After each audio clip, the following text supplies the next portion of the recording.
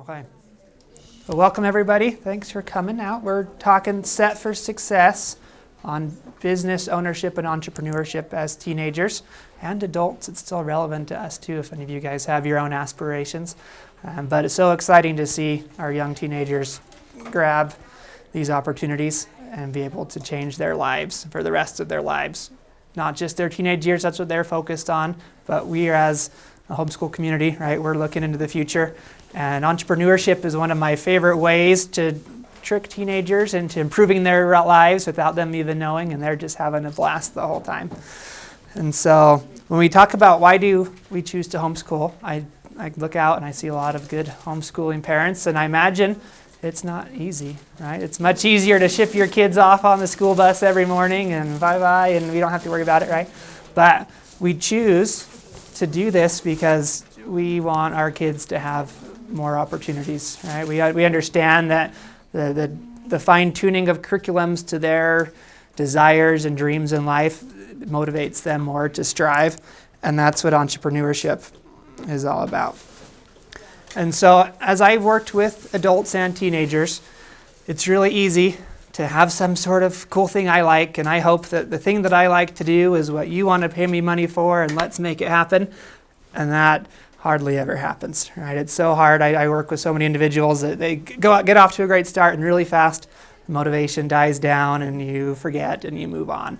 And so I've established the system of support as a parent that can really help your kids start from the beginning and get them all the way through till they have a full ownership of a business that's working, that's their baby, right? It's their thing. Sometimes it's the only time that they've owned something, right? They've got clothes that are given to them and food and a room, right? They don't respect it the same way as something that they feel is their own and motivates them. So we'll talk about these 4 things today, starting with exciting, inspiring, investing, and supporting. So excitement, and you'll learn about me as we go. This is my 4-year-old son, Riger. We had, this was his first experience with magic. Luckily, I had really good sleeves that day, so I was pulling off some good things, and he discovered a coin in his pocket, and this was his thing for the rest of the week. He was so excited once just exploring that new thing, right? So the same way as children understand, wait a second, I can make lots of money from this. I get to control my schedule. I don't have to miss the fun Friday night activity because I have to go work a shift at wherever I'm working at. And I'm making way more money than my friends. Right? It's an exciting thing to be a teen entrepreneur, and the education that comes from understanding those benefits first and foremost is a great way to get it rolling. Then that moves to education about what are we talking about with value and money, right? Kids have an idea that, hey, I have money, I can buy what I want with that money, but understanding where value comes from, and this quick, so that's somewhat self-explanatory for adults, but this works great for kids. Like, hey, there's something I can do to change something, to come up with a new idea, to provide a lot more value with less resources and make a lot more money. And the third pillar of that is catching the vision of what a business is. I use an example in my classes about bridges, that any business is just a bridge from one place to another, right? You've got a person, they've got a problem, you're going to help them cross it. There's established businesses that already are big old bridges that we might work for, and you're just a worker on this bridge. However, we have an opportunity versus being just an employee for a bridge. As an entrepreneur, you can go out and find new places to build a bridge, and maybe it's just a little small bridge, but it's yours and you're able to capitalize on the benefits from that. And so it's so exciting to see kids catch that idea of, I can do this thing, I can provide value. They just have to learn where that value comes from. And that goes to inspiring, which we're going to be talking about. How do we actually understand what we want to do for this business? I know I want to do something, but where do we start? And so this is a picture of my cute wife. We went on a mountain biking trip in the spring and did a 27-mile bike ride on the McKenzie River up in Portland area. And this is a little bridge that we had to cross about 20 of these, just teeny tiny. I saw some expressions, you're tight on your bike, but it does the job, right? These bridges are way back in the country. They don't have the resources to bring all right, nice ample things, but they were able to do what was needed to give us the value in order to help us do that. And so both these value finding problems, and lots of those, I just say start in your neighborhood. Go out and talk to real people. That's a little bit scary, but it's one of those skills that our kids really benefit from, of being able to go talk to adults in a different way than we just talk to our parents, and learning that. But specifically, it's helpful because going and trying to sell something your first time, like you go knock on a door, say, I've got something for you, and they say, oh, I don't want that, right? But imagine if you go and knock and say, hey, I'm trying to discover a business idea for me so I can have a successful teenagehood. Would you help me understand a little bit of the problems you might be having in your life that I can help solve to help me make a business that will provide value for this neighborhood, right? And most people would be glad to sit down for several minutes and discuss, hey, I've got 100 dandelions in my front yard. If those would disappear, golden, right? I've got dog poop in the backyard I'm sick of cleaning up. I've got little kids that need entertaining. If there's something you could do, right? Everyone's got problems, and they just need people to solve them. And if they're solved by cute teenagers, even better. And that goes into inspiring as well, with locking into the interests your kids have. So here's 3 examples. This is me and my 99% full-term pregnant dog. She was 15 pounds. She's 30 pounds in this image. She had 7 puppies last week. And so your kids might really like animals or nurturing, any sense, right? Anything that's helpful, that you're connecting with people. Your kids might like art. This is my first ever acrylic art pour last year. I'm really bad at art, at drawing, but I love the idea of it. And I discovered, hey, there's something that I can just do some cool patterns and pour and make cool things. Let's give that a shot. So maybe your kids have an artistic bend and they want to inspire. I heard a few stories today about like face painting and cool, right? Lots of fun ideas. And then this is my neighbor's biggest problem in their life. One of my friends had a neighbor that had 5 chihuahuas, and their yards were this close, and every single morning, 5 chihuahua was their alarm clock. And so that neighbor recently moved, and I helped them, and it was my friend's best day of his life to get rid of his chihuahuas. So maybe it's an issue of pest control or finding some deep problem that just drives somebody absolutely crazy, and if you can fix that for them, we're really excited to pay you some money to do that. Okay, so once we've got our idea and we're going, let's talk about investing. And so as a parent, you guys all know it takes a lot of encouragement, for lack of other words, to get your kids to try to do something new that you might want them to. And so it might take a little bit of time and a little bit of money on your end to get things going off the ground. Now this is a picture of my brother and my friend came and helped me renovate our house. We bought a new house, and all of these top cords were all done with 2x4s instead of 2x12s. And so the whole ceiling was collapsing. And it was a big deal. And so I couldn't fix that by myself. To get it off the ground, my brother's an engineer. He helped us design this I-beam. And my friend's a contractor and brought in this kind of stuff. And we worked together to get it going. And I just needed that help. There was no way I was figuring this out by myself. But we've got it all fixed now, and it's almost beautiful. Still a work in progress, but we're getting there. But just expect there's a little bit of help that might need. But at the same time, don't forget that your kids need to invest as well. They're not going to feel the ownership we talked about unless they have some skin in the game. So if there's some startup costs, try as much as you can to have those kids work a little bit to be able to put their own money in and time in so they feel. This is a picture of my son. We worked on this puzzle, first puzzle he's ever done, where I kind of helped organize some of the pieces, and he got them together and was so proud of it at the end that he actually helped do this. And then ultimately, we want to create a positive feedback loop for your kids. So we're investing our time and money just enough for them to have their first real success. So they did something, they got some money. That's an incredible feeling. And that at that point, you generally don't have to nag or motivate, whatever your term for motivation is at your home, because your kid feels that passion. So these are some bears. In my day job, we make some products. We went up to Yellowstone last month and brought some coolers that have to be grizzly bear tested. And so in these coolers, we've got them locked down. It has to survive an hour without being broken into. And they put some goodies in there. There's peanut butter, there's a full trout. So these bears are motivated, but if they were normal bears, they would lose interest after a little while because they would say, I can smell it's good in there, but I can't get in. And so this center gives them easy ones every once in a while that they can break into to show that, hey, we promise this is worth it and it is possible. And so even though it can get hard during a real test, if you do it, there's good things. And so those bears have a constant feedback of their efforts are never just discounted because we made a good product they couldn't get in. They know that it's possible because they get fed. And so that's the pinnacle we're trying to hit. And as soon as we do, we can move back into a support role. My 2-year-old Isabel, she just graduated from being spoon-fed and babied to, hey, here's a cup, you eat this thing. We're not going to judge you how you get it in your mouth. Go ahead and give it a shot. And she was pretty excited to work on that smoothie. And so based on the way we do our invest side of them in the game, we're in the game, they understand that this is their thing and they need to be in charge of it. And that they need to make decisions, right? This is new for them too, right? Make decisions about your company, do some research, point in a direction, make it happen. And we need to allow those students to take their own action. They're going to fail, they're going to succeed, or they're going to learn from both.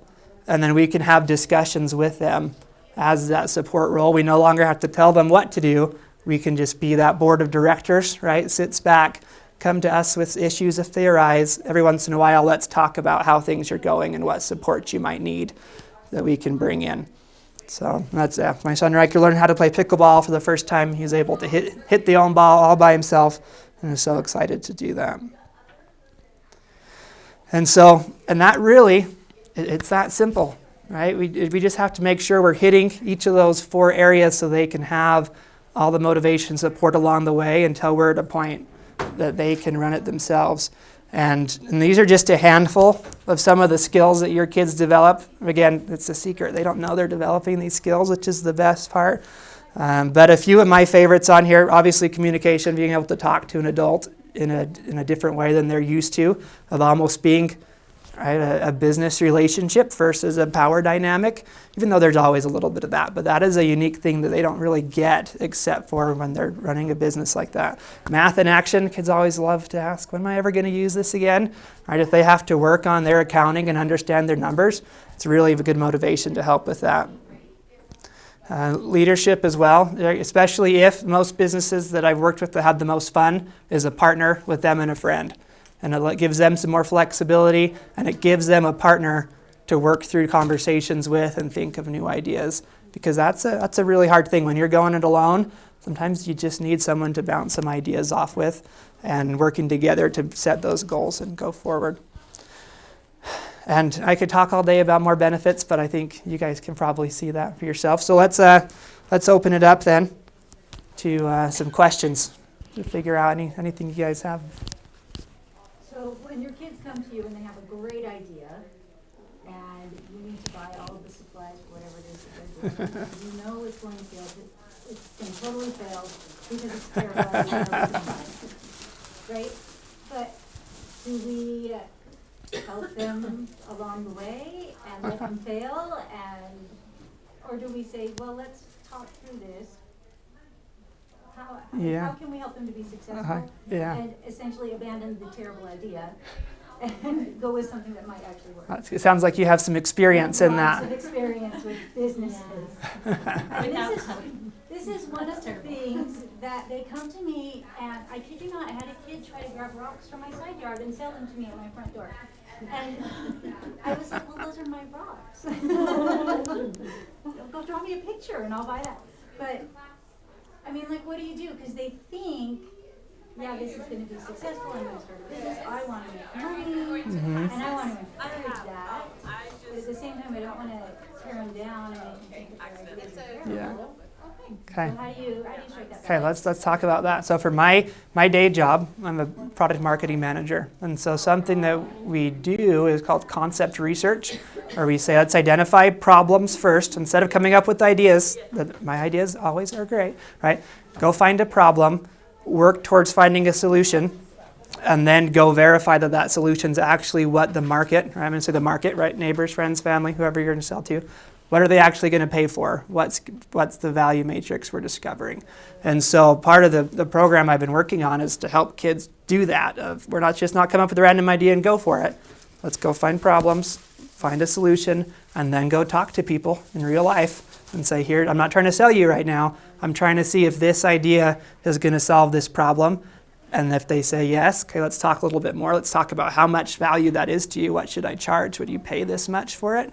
Yes or no? If no, then let's figure out something else and let's pivot, right? So helping kids avoid the bear can't get in the cooler moment, because that's frustrating and it kills them. Even though they're excited, it's definitely important to help them understand that research part is so critical to make sure that their dream crosses with reality to actually make a sustainable progress business. So would it be helpful to say, okay, you have an idea, now let's go find 3 people who will buy that and how much they would pay for that? Yeah.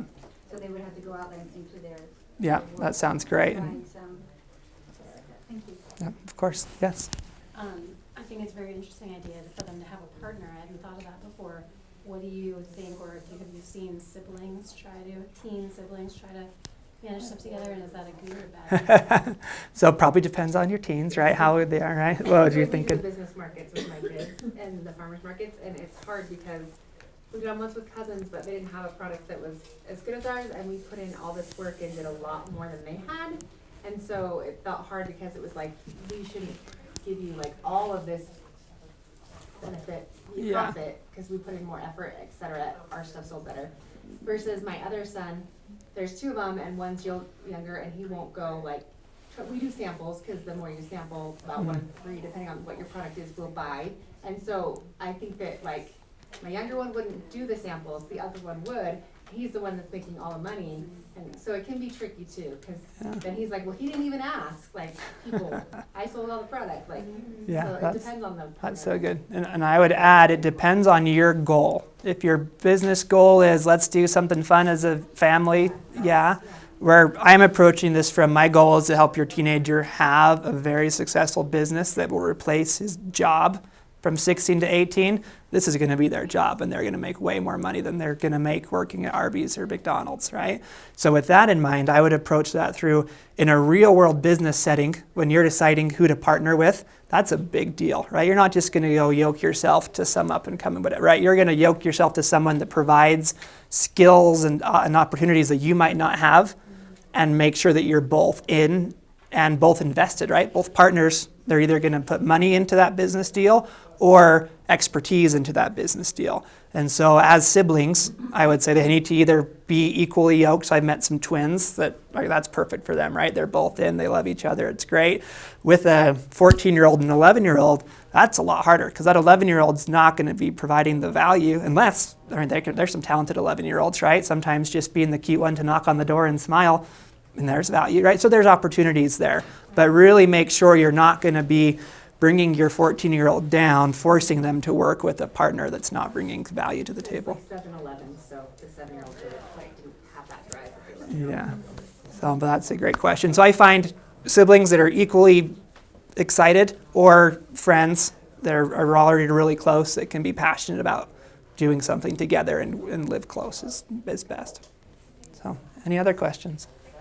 How many of these teen businesses that get started continue on through college and then actually become something that's like lifelong, not just, okay, it got me through high school and now I'm going to go on to a real. So I would say the real value, whether or not someone goes to college and comes back and keeps something up right when they're moving, it happens.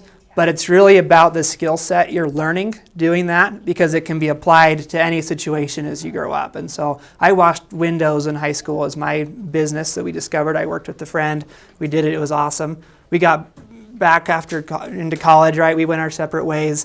It was like, well, the business, right where we live, it's not viable. But I can still look and talk to people about what problems they're having here and now and try to come up with solutions for that, and putting a business plan together and marketing there. All those things I developed as a kid, and that confidence I got of, I can do this and I know it works, translates 100% of the time. So any other questions? I have a comment. Yeah. One of the policies of Boy Scouts of America is to offer a service at a reasonable price. Mm-hmm. You know, when we were young, we had cake auctions. A cake would sell for $75. That's not doing. Look at how the government dole doesn't work for us. You know, it's don't try to supplement too much. Allow them to have a real life experience. Yeah, and to that point, I really like it when parents, if you are investing something, set up a plan like a regular bank or investment firm would, and say, I want either to you pay me back plus interest by a certain date. I mean, be careful not to like demotivate them too hard, but you figure that out so they know they've got to work towards it and pay back their investors. Or say, I don't want to be paid back this lump sum, but I want 20% off the top going forward to motivate, right? Or maybe you can put those together.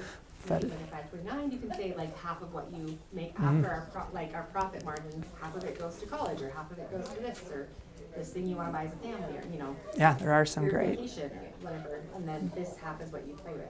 Or, Yeah, that's excellent. So we're going back to if they own the thing, it works so much better, right? If you buy your own clothes versus clothes given to you, they'll stay better for a lot longer. What Yes. would you recommend for the breakdown of, their fund money and their savings and things like that?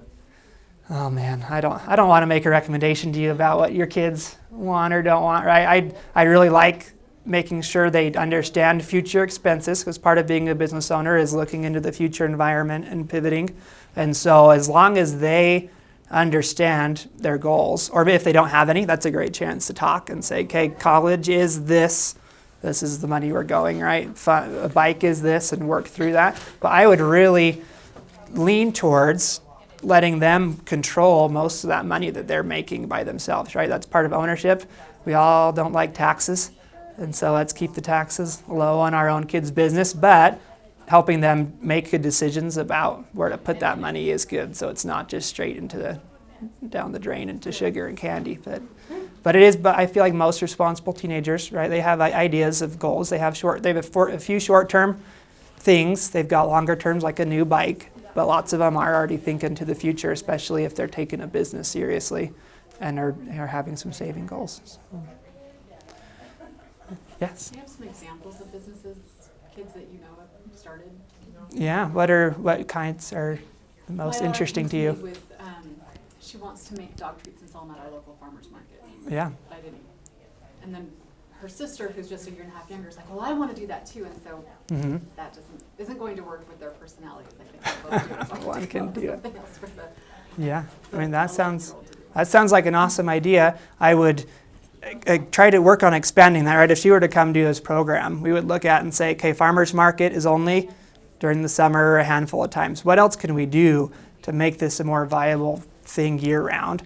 Right? Is that expanding to other products, or is there a different method besides of just a farmer's market, which is a great start just to go out and learn? That could be a great year one, and then figuring out how to expand that from there. But always and testing it. Has she done that yet and taken it and had any We success? haven't done the dog treats yet. We did the last 2 years. We've done the farmers markets. We did like freeze-dried candy and stuff. So Yeah. everybody else started doing the freeze-dried candy. Yeah, that's a hard. Market dried Right, and that's where it comes to the skill as a kid to understand, and for adults too, right? Just because I'm doing one thing and I love it and I think it's worked, very quickly competition happens in America, and we've got to always keep our eyes open to how to provide more value and build new bridges that people are willing to pay. And so, yeah, I love that. Yeah. My 16-year-old loved piano, and she's having a hard time finding a job that works with her schedule. And she knew that there was a high demand for, everyone was looking for piano teachers and every time. So she just started as just teaching piano. Wow. And because she didn't have the experience, maybe other teachers, she just priced it lower. Yeah. And people were thrilled to have, and she's a great teacher. So Yeah, she's so- been doing that for 2 years. Well, that's awesome. So she's teaching 4 to 7 year olds, kind of, or even older than that. They're from 7 all the way up to Oh, wow. 17. And, That's amazing. just beginning levels, and she has 11 students.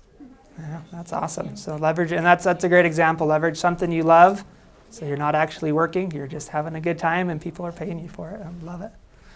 All right, any other questions or comments? Yes.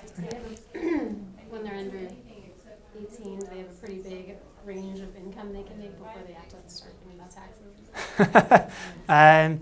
Technically, no. They should. If your business really is serious and you're doing it, you should either file something officially, either if it's through your parents doing it and you're right. That's a whole different conversation. That when we're initially talking, I don't want to rain on everyone's parade and say, okay, let's set up an official LLC and let's register your tax info. But it is something that you should consider pretty soon.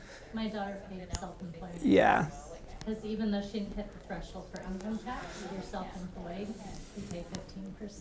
And that was a good lesson because it was painful. It's Pay painful. $500. That's true. Yeah, that's a good way for your kids to really quickly learn about some certain political things that you might want them to, with having to pay taxes. So, but that is a great question, and I'm not a tax advisor and do not advise anyone to commit tax evasion. It is kind of an interesting gray area with the teenagers, but at a certain point, it is good to look into that and find some resources to help do that.